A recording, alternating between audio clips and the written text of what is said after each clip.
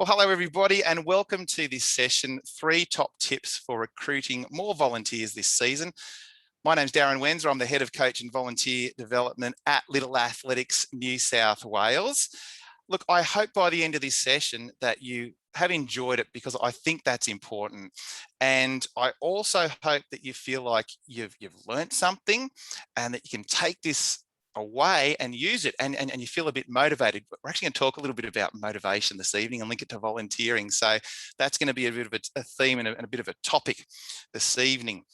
And I tell you what I'd like you to do. If you could, in the chat box, if we haven't used the chat box yet, if you haven't used the chat box yet, if you could just let me know where you are watching from, town, suburb, whatever it is. Some people have already put that up and I can see we've got people situated far and wide, but if you would like to let me know where you are watching from and look at it come up from Wollongong to Woy Woy to Revesby to Lockhart, down the Riverina to Cherrybrook to Pymble, East Currajong, your Cold Garage, Alvin, Northmead, Edgeworth at Newcastle, Asquith, Earlwood, The Ponds, Castle Hill, Cambridge Gardens, Berkeley Vale, Elanora Heights, Northern Beaches, Hawkesbury, Oatley at St George Little Athletics. Welcome everybody. Lake Macquarie, Dubbo, Campbelltown, Rouse Hill. Look at this all come up. Brightwaters, Sutherland, Kellyville, Engadine, Beecroft. That is fantastic. And as you can see, we are situated far and wide. And I'd like to acknowledge the traditional owners of the land on which we are all situated today. I'm here at home in North Parramatta, the land, Darug land of Darug people. And I'd also like to pay my respects to elders past and present and extend that respect to all Aboriginal and Torres Strait Islanders who are with us here today. Now, onto the presentation, 3 top tips for recruiting more volunteers this season. Now, I want to give you some useful practical tips, but I want to dig a little bit deeper than just providing you a list of suggestions. I want to leave you with a little bit of knowledge and information that will help you develop your own strategies in your own situation and help you be, I suppose, a better leader of volunteers. I assume that being here this evening, listening to this, everybody may have some type of leadership role in a volunteer area, a lot of committee members and that type of thing. So I want to leave you with that information so that will help you work deliberately and strategically to build better volunteer relationships. Now, in saying this, I'm not trying to portray myself as an expert of all things volunteering. Look, in my role at Little Athletics, Head of Coach and Volunteer Development, I've been involved in Little Athletics for a long, long time, participant, right at all levels, participant, committee member to working for the organisation. Recently, I have done a fair bit of work with the Centre of Volunteering and been doing some professional development with them, which has led me to interact with a whole lot of people from within and outside the sporting industry, and which has been wonderful, volunteering involving organisations. And I hope to bring to you some of the stuff I've learned from attending state volunteering conferences, doing webinars, meeting at workshops over the last several years with all these different organisations that involve volunteers. Also some coaching knowledge. I am a level 4 coach, will come in because, as you can understand, I said motivation is something I'm going to talk a little bit about tonight, and that is a little bit relevant to what we're going to talk about. I'll bring in some of the latest stuff from the coaching literature. So on to what we're going to talk about. Of course, look, why do we want strong volunteer involvement? Why do we want at our Little Athletics centres within our organisation lots of volunteer involvement, a strong volunteer program? Well, look, there is many reasons, but I think it's important to how your centre operates. So a quality volunteer program, it's obvious. If you've got enough volunteers to run activities and look after everything that's happening at your Little Athletics centre, you're more likely going to run a better program and your members are going to be more satisfied. Now, of course, it's obvious. Member satisfaction will most likely lead to more member retention and I'm going to say members, meaning families and volunteers. So the family's more likely to stay around and your volunteers are more likely to stay around if you've got a good quality volunteer program. And of course, let's use the word brand. More people being retained, the brand of your Little Athletics centre is enhanced. Which of course, if you have a good brand at your little athletic centre, there is more likely that you're going to recruit more people, families, volunteers, which means you will have more funds. You're more likely to have more funds to invest in a volunteer program, which then leads to a high quality volunteer program. So it sounds great. This is what we're aiming for. And and I know there's more reasons why you might want to run a quality volunteer program. I'm looking at one area, but I think this is a pretty important one for the growth, development, quality of your little athletic centre.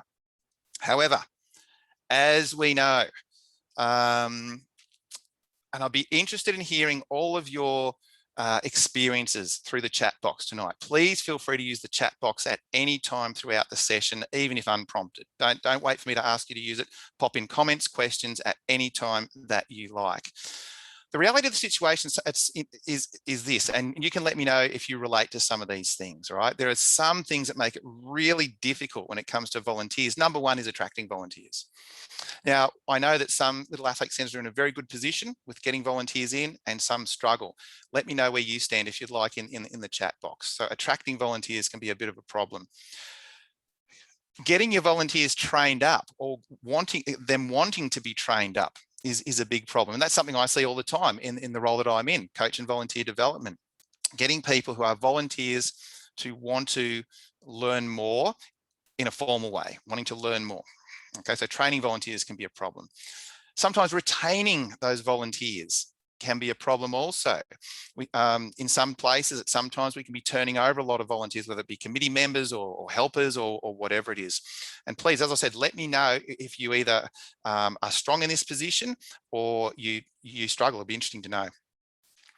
Something that's really interesting now that you may find, and a lot of organisations are finding, is that they are needing more volunteers to run, and this is putting a pressure on.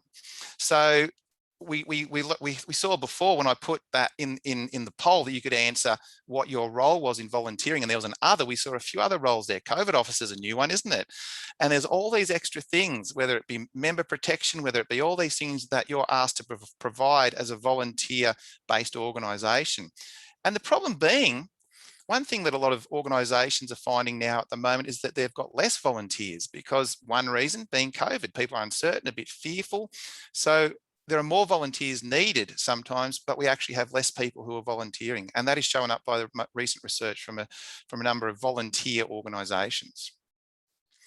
And this, of course, leads to, if we want volunteers at Little Athletics, and other sports want volunteers, and other organisations want volunteers, we've got this small pool, and we're sort of competing, not literally, but you can see what we're saying. We've got this one pool of volunteers, and we're trying to use those volunteers with, and it's a limited resource. So there might be a bit of competition, and of course, this can lead to things like burnout and lack of time. So if you can relate to any of those things, or if you have any other problems that you can see with volunteers, at the moment in attracting, recruiting, retaining volunteers, let me know. I'm just going to flick to the chat box to actually see here.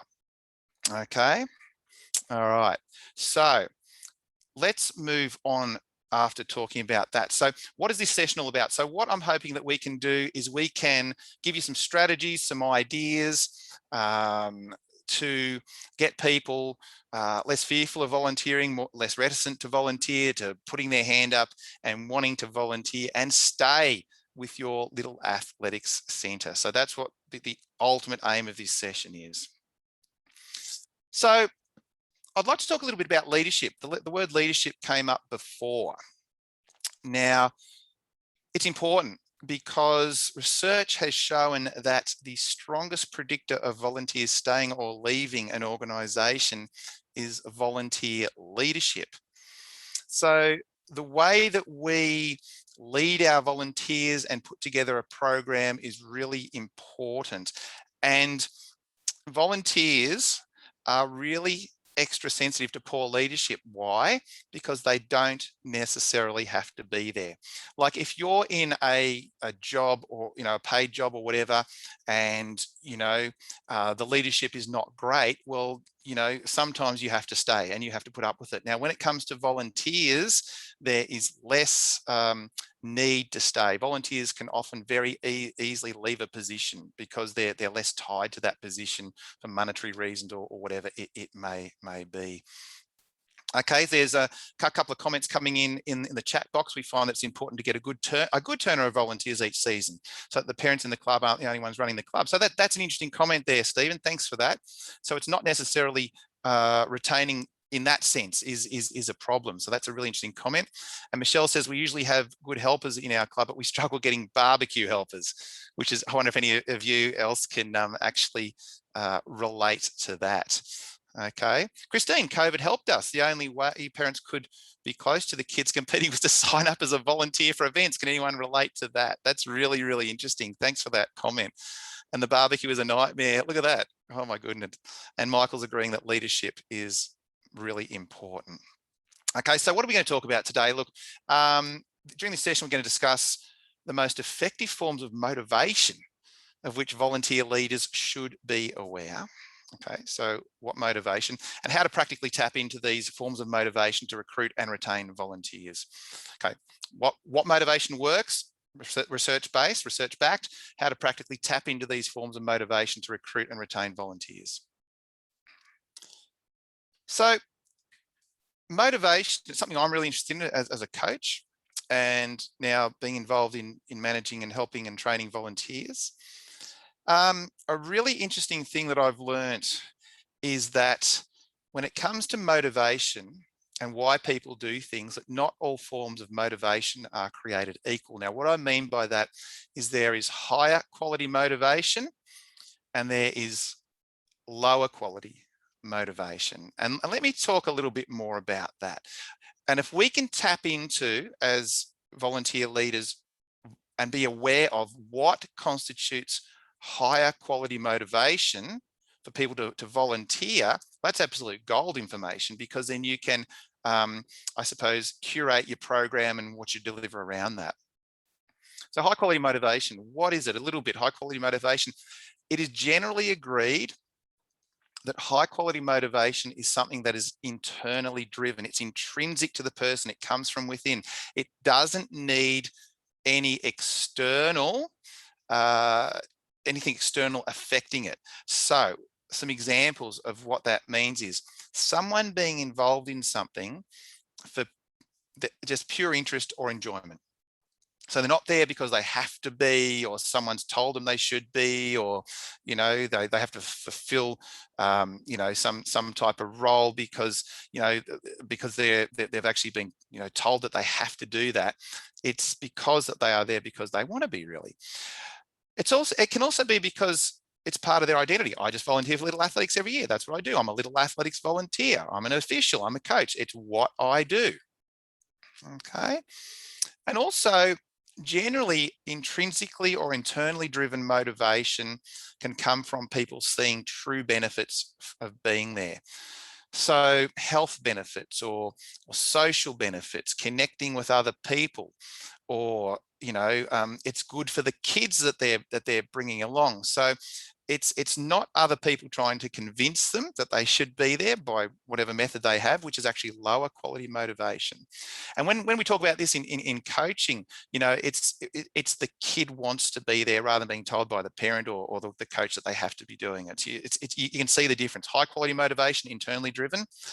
Lower quality motivation, externally driven. It's intrinsic versus extrinsic motivation. Okay, and Christine agrees that absolutely agree that high quality motivation is internally driven. So this is where we want to go, don't we? So how can we grab this and say, okay, we're going to grab onto this and go with it?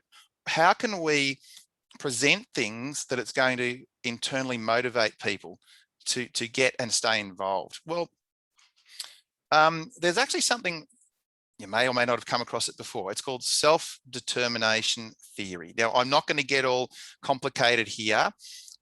In fact, you could read a whole book about this. I'm going to try and in one sentence tell you a bit about what self-determination theory is. And if anyone's got a better, definition, let me know.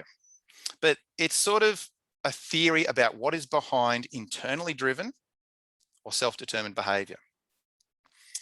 And there's some really interesting stuff here that I know a lot of volunteer organisations are starting to tag onto, and a lot of coaches are starting to use. So what is behind internally driven? If we can identify this, surely we have some interesting, important information. Let me go through. Now, this is where the 3 top tips comes from, that you can see the title of this session is. Self-determination theory theorizes that people have 3 basic needs when it comes to being internally motivated. Let me go through them. The first one is that they require autonomy. So autonomy, what is it? You know, it's being a bit self-governed, isn't it? It's being able to determine your own development, or have, you know, freedom, or you know, not being always answerable to someone else. Being able to make your own path, I suppose. And again, if anyone can come up with a better definition, please let me know. So the first tip is, if you can develop things and identify some things that allow your volunteers to be a bit more autonomous. Let me give you some practical suggestions here now. How can we, as volunteer leaders, support people to be more autonomous? How can we support autonomy? Number one, it is allowing people choice. Okay, so it's giving options. It's asking people their opinions and ideas, and actually giving them a real say. It's interesting. I went to the state volunteering conference before things locked down. I think I only got that in by 2 or 3 weeks.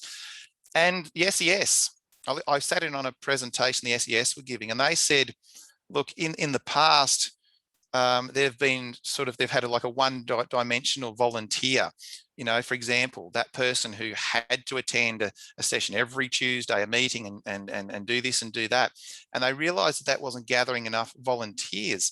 So what they did was they now have 4 different types of volunteers that they allow within their organization, whether they be every week volunteer, or just that every now and again volunteer, versus corporate volunteers, versus you know, all these different types of volunteers. So it's maybe in Little Athletics, can we give choice? Now, I'd be interested if any of you at your Little Athletic centres can identify, and something pops up in your head and you think, yeah, we do this. How? Let us know. Or if you've seen this for the first time and you think, hey, that's a good idea, I reckon we could do this, pop it in the chat box. I'd be very interested to see if you have any thoughts about how we can provide better choice with our volunteers. A second thing, and there's going to be 4 of them, a second thing that you can do to help support autonomy in our volunteers is to give them a rationale, a true rationale for what they're doing. What is the reason behind their roles? How can you connect their roles to the ultimate mission? It's like including volunteers in your thinking. Why are they there? Why do you need them? And what type of difference are they making? Explaining to them what they are doing and why it matters. Okay, so give them, you know, don't just pop them on jobs or roles because, you know, without sort of letting them know what the importance of that role is. And again, if you've got any comments, any questions, anything extra to add, please put it in the chat box. So number 1, provide choice. Number 2, give a rationale. Number 3, acknowledge their feelings. It's very important when it comes to volunteers that we actually really clearly show that we are willing to listen and act upon it, and that we're treating people as individuals, and they actually feel they have the opportunity to be heard. Now, I can see a few comments coming up in the chat box that may relate to what we're just talking about. Okay, you try to seek feedback from the age managers and listen to what they have to say, as they are volunteers actually working with kids. Stephen, thank you for that great idea. How many people do ask for feedback? How do you do that, Stephen? Is it a written one? You get verbals? People walk around asking? How do you do it? I'd be really interested. People might like to know. Michelle started a youth committee within the club last season, and they were athletes who were too old to compete but still wanted to be involved in our club. Michelle, wonderful idea. Let us, if you've got any other details about that, let us know. That is wonderful stuff. So obviously what they have a say, do they, in the running of the centre. Ursula, we try to encourage 2 or 3 parents to share the role of age manager for each group. Sometimes works, sometimes not so much. Yes, but there's a bit of choice there, isn't there? So there's not the one-dimensional one age manager per group. They're sharing the role just as we can job share sometimes. Okay, so there's some really good comments coming in. If people complain, you ask them how they would fix the issue. Sometimes you get a good answer, and sometimes they just are having a say. Okay, so at least you're giving them the message that they are being listened to. Okay, parent volunteer roles offer parents. Oh, there's so much good stuff coming in, everybody. I might have to come back to all that chat. Please have a look at the chat box, everybody. There's some really good stuff. Age manager meetings. One committed age manager with parent helpers usually works. Look at that. And also, look, in allowing autonomy, you want to allow people independent work. You want to ask people what they want to work on, trust them to come up with some of their own strategies and solutions within reason if you think they have the capacity to do that, and allow them to work independently. So as you can see there, and some of you sound like you're doing a great job already, and we're sharing stuff here. But if we can provide choice, give rationale, acknowledge feelings, and allow independent work, go away and think about how can you give people the feeling that they have some autonomy in the role that they've got. Okay. The second basic need when it comes to self-determination theory, we've just talked about autonomy, and the next one is within the theory is competence. So think about it. If people are going to be internally motivated, they want to feel like they've got some control over what they're doing, and they want to feel that they're okay at it. They want to actually feel that they have some type of competence, some type of skill. Now, so just a little bit more about competence. What is it? It's this. It's feeling like you're pretty good at your job. You don't have to be perfect. Feel like you're useful, you're effective. It's got to do with mastery. Mastery meaning, that you are starting to master a skill. You don't have to be perfect. You don't have to be a master at it. But competence is really, really important. And if you think of any roles you've been in, if you're going to stay in that role, you want to feel that you're sort of good at it, that you're sort of making a bit of a difference. Okay. Now, these are not the only keys to competence, but have a think about these. Can you help out volunteers within your centre with these 2 things? A couple of keys to competence. Training. I know a lot of little athletic centres organise training, but I think it can be underutilised. But I know how difficult it is to get volunteers into training. But obviously, if you can provide training to volunteers, they're hopefully going to feel a little bit more competent. And the other thing is the task that you give them. And I'll talk about that a little bit. So the amount of training that you can give someone, or can you give someone adequate training, and the task that you're providing them, is it within their skill set? And let's talk a little bit about that. A little bit about training first. Firstly, as I said, I think sometimes the training that Little Athletics and the resources that we have can be a little bit underutilised. Because of course we do provide coaching courses. We provide the introduction to coaching course. Athletics New South Wales provides the accreditation courses. And we also provide workshops and things like that to do with coaching. All of these details, of course, are on our website. There is officiating. Are you aware that people can become a level 1 official by doing an online course for free in their own time? So you can actually become an accredited official very easily. And I can send out appropriate links for this. A lot of people aren't aware of this. Free online courses to become a level 1 official. It'd be so easy to put your age managers through some level 1 courses. Did you know that World Athletics now, IAAF, the World Athletics now has a learning platform on which you can do interactive officiating courses. There's no accreditation attached in Australia to them, but you can actually go on and learn free. You just need to create an account, same with the officiating courses, and you can become, more knowledgeable, hopefully more competent and confident in your knowledge. Just like this event where we're running today, we've started to, as a result of the last COVID lockdown, to run a lot more online events, regular online events, and you can pop your volunteers in touch with these things. We run officials events, we run coaching type events. He's on tonight, Alvin. There you go. Alvin's created a number of videos. Little Athletics New South Wales has created a number of videos that are very accessible on our YouTube channel, and you can pop your volunteers in touch with these videos. We have a Little Athletics New South Wales workforce app, which is for coaches and officials. And through that, there's links to events, and every day during this particular lockdown, I've run what's called a coaching kids conversation between 12:30 and 1 that you can access through our team app. You can find that the workforce app on Team App. I know some of you use Team App already within your centres, and you can just search for Little Athletics New South Wales workforce and it will pop up, and you just need to ask for access as a coach or an official or a committee member or whatever you do at Little Athletics. And of course, I mean, there's also mentoring. Mentoring can be a part of training either within your Little Athletics Centre, and Little Athletics and Athletics New South Wales are in the midst of creating a mentor program for officials, which you may hear about soon. Now, so there's just some ideas, and there may be more, and you might like to suggest more, but there's some things there that some people may look at them and go, they haven't heard of them. So I thought it'll be useful to just let you know what is available out there at the moment. Now, there are a stack of comments going up on the chat box at the moment, so I have to scroll back through them to try and look through them. Stakeholder forums, youth committee, people are saying free tea and coffee, soft drink and water each night for officials. Age managers usually get a meal voucher at the canteen. We provide age managers with basic rule briefings and demonstrations, a walk around. So we're talking about the training there. I see Michael. Ursula, we organise training, but getting them in is a real struggle. Don't I know, Ursula? I can see where you're coming from, but are we missing something? Are we missing something? What can we do to get them internally motivated to get there? We need to put our thinking caps on, and then we're going to go through a few more things in a moment. Training is great, but getting the volunteers to attend. There we go. Christine, agree.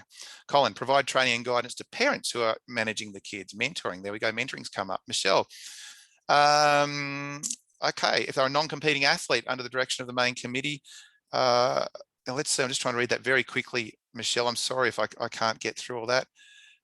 First aid certificate as an added bonus. Fantastic. Okay. Those links would be great. Don't worry, Karen, I'll send them out. Okay. And there you go, Michelle. Alvin, love your YouTube videos.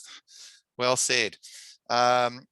Look, someone's just said, sorry, it is Ursula again. We have also used older athletes. Who uses older athletes? They are absolute gold. If they're under 17, under 15, whatever, to go around and help out the parents and provide some initial coaching assistance to the kids, especially things like triple, high, shot, and the more technical events. Look at that. Absolutely wonderful idea. How many people do that? My goodness, there are a lot of, thanks for the comment, Ray, on the workforce app. Okay, so there is so much going up on the chat, and I love that. That is fantastic, but I can't go through it all. I do apologize. And of course, the people watching the recording can't see the chat. It's not recorded. Okay, so there's some training and development ideas. Just before I move on, if you're doing any local training and development within your centre, think of this. This is some evidence-based how it really works. Training, not only provide learning, provide the people who are learning with the chance to apply their learning. And one of the best ways to embed learning in people is to get them to share with someone else. Often the best way to learn is to teach. And if you can facilitate that type of thing at your Little Athletics Centre, and what teach can mean is maybe just even talking to someone else or sharing with other people what you've learned from a course and helping them out. There's just some thoughts that I thought I'd add into the presentation because it seems quite relevant there. But I did talk before a little bit about the task that you're giving your volunteers, and let me explain a little bit more what I actually mean by that. So as volunteer leaders, we need to be able to curate the right level of struggle. So I'm sure that you'd all understand, and this is a very big thing when it comes to coaching kids, but let's think of it in a volunteer sense, that if something's too easy, it's boring. For kids, definitely. For adults, same thing. If something's too difficult, you can be discouraged and a little bit stressed. So what you don't want to do when you have people coming to volunteer from you is to give them stuff that's just boring and meaningless. but unless, you know, you don't want to give them anything that's going to stress them out and throw them in the deep end. And I've seen that happen with coaching courses. Remember this one. People who have gone away and done a weekend coaching course have just started coaching, and they're expected to go back and coach 30 kids in a session. You know, you're the coach now, you can take. We need to start people off at a pace and a level that they feel comfortable with, and give them choice over how they progress and the difficulties that they face. So a couple of terms I really like when it comes to matching tasks with talent is aim to try and give people desirable difficulty.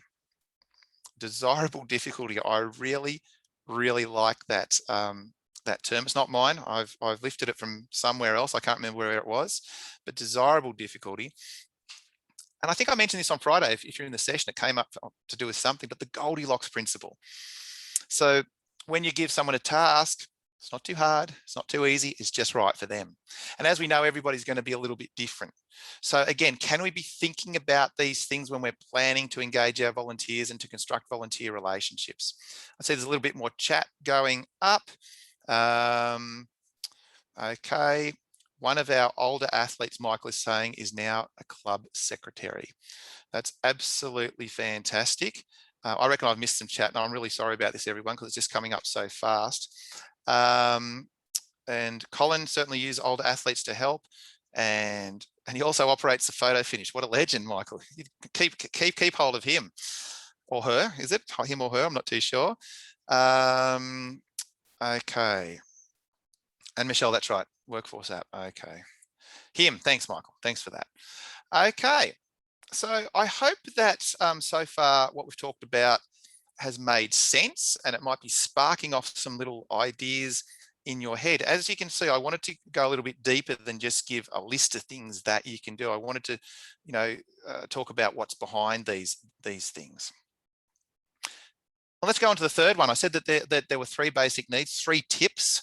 So we've talked a little bit about people can be strongly internally motivated if they have a sense of autonomy.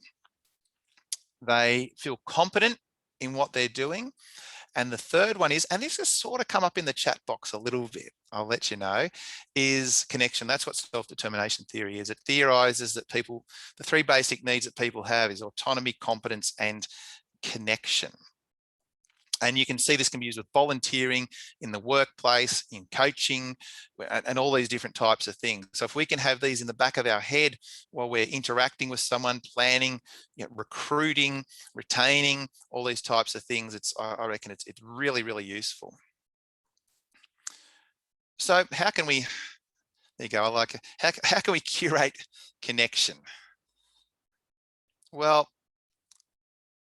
I think, and I'm going, again, these are some things that I've picked up from some other organizations. Some of them seem obvious, but when we think about these things, how well are we doing them, and can we do them better? So we want to, when people are coming into our organization, be really genuinely hospitable to them. And I would love to hear through the chat box if any of your centers really think about this and how you do it. Because it's fine to say, oh yeah, we're very hospitable, we're all nice around here. And some of you might already be doing this stuff, but have you really strategically and deliberately thought about it? How you're going to welcome not only the athletes, but potential volunteers. And again, I'm really interested in hearing what people have to say there. Okay. So Michael's saying a bit of an age manager briefing before each session. Nice, emphasizing thanks for their time. Anybody got any other ideas? Please feel free to put them in the chat box. I will progress, because I know sometimes it takes a little bit of time for the comments to come up in the chat box as people are writing them, and there is a bit of a delay before I get them. So I'll just progress here. This is something that the SES said that they have started to do. They, as part of the volunteer welcoming type process, they find out why people are volunteering. and it helps them understand their motivations and interests, and therefore direct how they interact and treat that volunteer. I wonder if anybody there here tonight does that at their little athletic centre. Is it useful? Is it not useful? Is it too hard to do? I'd be interested to see if any of these things that we're putting up, resonate with you. So there's that. Find out why people volunteer, understand their motivations and interests. This is interesting. We've just talked about learning, but are we just sending people away to courses? Or can we, and I've seen this really be a powerful thing, a really strong thing, where I've gone in, for example, and run an introduction to teaching little athletic skills course at a centre for their age managers. I did a couple last year, and it's all the age managers, or the majority of the age managers at that centre are put through the course as a group. And I think it really does create a good connection, because everybody's learning together. Everybody can reflect together on the information that you're given, and everybody's developing together. So I think it's a great idea, because can you bring training to your little athletic centre, or can you put a group of people through training or education or development? I reckon it's most useful to try. It's very hard if you're the one person from a centre who goes to a conference, who goes to a training, to then get back to your centre and be able to relate it to other people. So if you can put a group of people through, I know in some areas and with some courses, there's financial constraints and everything, but we also do a lot of free stuff. And if you can get a group of people together, it's most worthwhile. Of course, some of these things are obvious, but are we ensuring and strategizing and deliberately ensuring ongoing dialogue and communication with our volunteers out there? And it sounds like some of you are. Feedback surveys, all these types of things. Are we providing enough opportunity for interaction for our volunteers? Do you? How do you do it? Do you do social things at your little athletic centre? How do you develop that camaraderie between your volunteers, committees, all those different types of things? And I'm just going to go to the chat box, because I can see there's a couple of other things. Okay, let's see. Oh, Michelle, we have a private Facebook page and acknowledge people that way. Okay, there you go, a private Facebook page. Anyone use social media to sort of keep people together and connect people? Throw some ideas to each other, ask questions. I'll be really interested to see if any of these things resonate with you here. Value the art of saying thank you. The art of saying thank you. What does that mean? It's interesting, isn't it? Because we say thank you. What do we mean by the art of thank you? Again, I've used the SES a few times here for, I suppose, as an example, because I have just recently heard, as I said, a presentation from a couple of SES people, and they handed this out during the presentation that I sat through, and they were picked as a group who had done some really good stuff with volunteering recently. This was one side of a sort of a business-sized card. It wasn't actually a business card, but it was something that they were handing out to their, I don't know, to us, and I assume they hand out to their volunteers. But they have gone right down to the basics to try and remind people and to prompt people to say thank you. They are putting a big emphasis on not just the organization thanking people, but people thanking each other within the organization. And, do we sometimes forget this stuff? Make sure you use the person's name, and rather than just say thanks for what you did, can we say how they really made a difference and explain to them the value of what they're done. And you can see if you've got someone saying those things to you, that does really strengthen that connection that you've got with the organization, with the committee, with the people around you. Okay, so it's interesting, a few other things coming up in the chat box at the moment.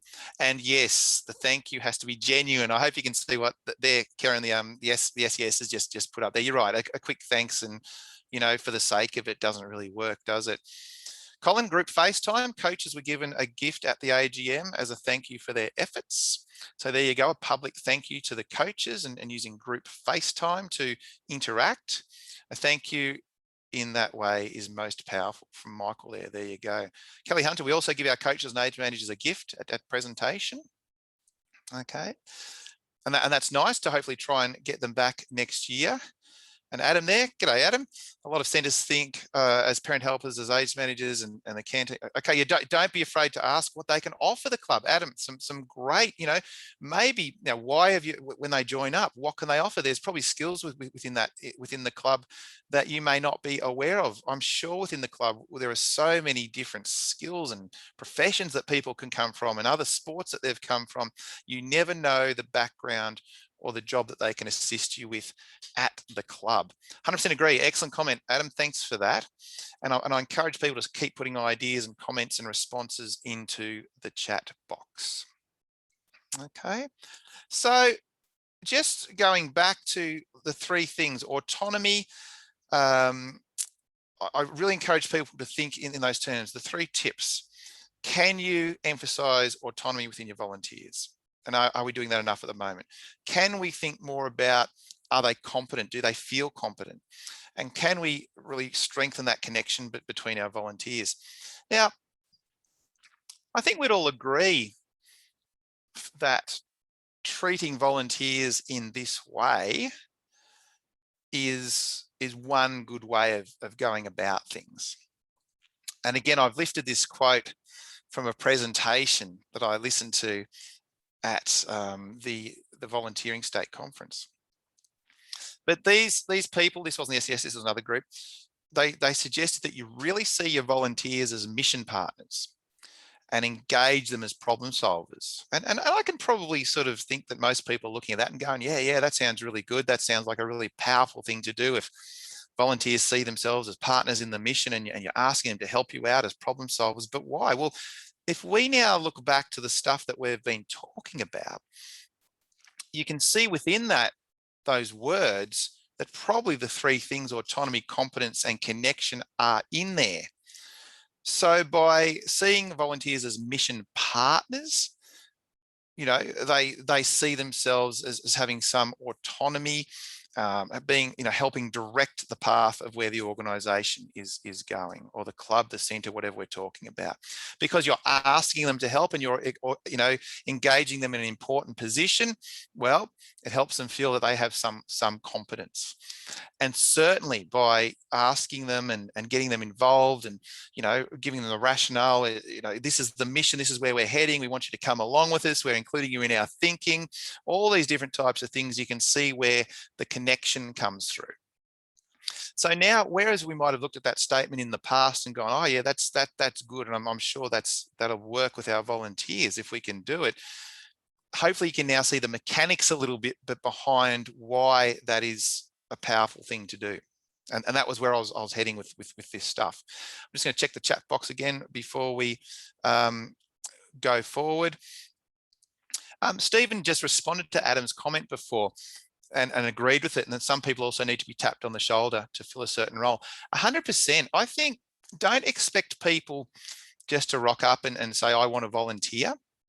Some people, the tap on the shoulder, whether it's an invitation, a polite invitation, you know, a bit of a compliment. Hey, we think you'd be great in this role. And sometimes, and especially young people who might be a bit intimidated being around a few older people, you know, can you say we would really love you to help us out with this? So Stephen, that's a really good addition to what Adam said there, in saying you've probably got so many skills within your little athletics center. We all probably realize that, but sometimes, and I think, you know, being tapped on the shoulder, and some people don't want to appear boastful, you know, or step over the line or step on toes, do they? And we've got to make it a thought that people, you know, don't feel like that when they're actually, you know, when we're looking for volunteers, and maybe if we tap them on the shoulder and invite them, it could help. So in summary, the stuff that we've talked about today, and I still do encourage continuing chat, questions, answers, ideas in that chat box. We started by talking about one of the reasons that we probably need a quality volunteer management program in our little athletic centres, one reason. But we also acknowledged that there are some difficulties that we have in managing in volunteer management. The importance of leadership, we had a quick discussion about. Remember that it is the key to involving volunteers and to retaining volunteers. And we talked about the different types of motivation, where there's high quality motivation and low quality motivation, where the high quality motivation is internally driven and the lower quality motivation is generally externally driven, where the person's being forced into doing something or coerced into doing something or whatever it is. It's more when it's your choice to do something that it's a stronger type of motivation. We talked about the fact that one of those things to do with the self-determination theory was autonomy. Another one was competence. And a final one was connection. So those three things. And I find that more than useful, keeping those things in the back of my mind, either when I'm thinking about volunteer programs or whether, and in my own coaching. So if during, say, a coaching session, you know, I can give the kids some autonomy, make them feel competent and they feel connected to the group, you know, they're going to want to stick around. A couple more things in the chat box. It's interesting. Karen, how do you fire a volunteer? So does that mean someone who isn't pulling their weight or whatever? I might come back to that. I can let you know about that. Alvin's got a comment here. It was once said to me by a centre that they advertise their centre as a true family sport where a parent can really get involved and join with their child and be on the field with them. Most other sports force parents have to stay on the sidelines. All right. So that's a good comment by Alvin there. Sometimes can I get back to that, Christine? That'd be fantastic. And the people have brought up, you know, moving on volunteers, and a good comment there is from Christine, often asking them to take on a different role may assist. So everybody, that's the main part of the session. Look, the people who are watching this live, I will be asking you to stay on, but finally, just a final call to action. What this presentation was generally about was, can we from this point forward, or, you know, some of you may already be doing this, but can we use our knowledge of the importance of autonomy, competence and connection to deliberately and strategically build volunteer relationships? Like I said, some of you people, some of you out in the centres may already be doing these things, but now you sort of have this knowledge, and some of you might have been quite aware of self-determination theory and the thoughts behind it. But with this, you can deliberately, you know, plan and strategize as to how you're going to manage your volunteer group. So I will be turning off the recording in a moment, everybody, and I will ask the people who are on live to stay. But to those people who are watching the recording in replay, I hope you've enjoyed it, and I hope that you've taken some really great ideas away from this session. So I'm going to stop the recording now.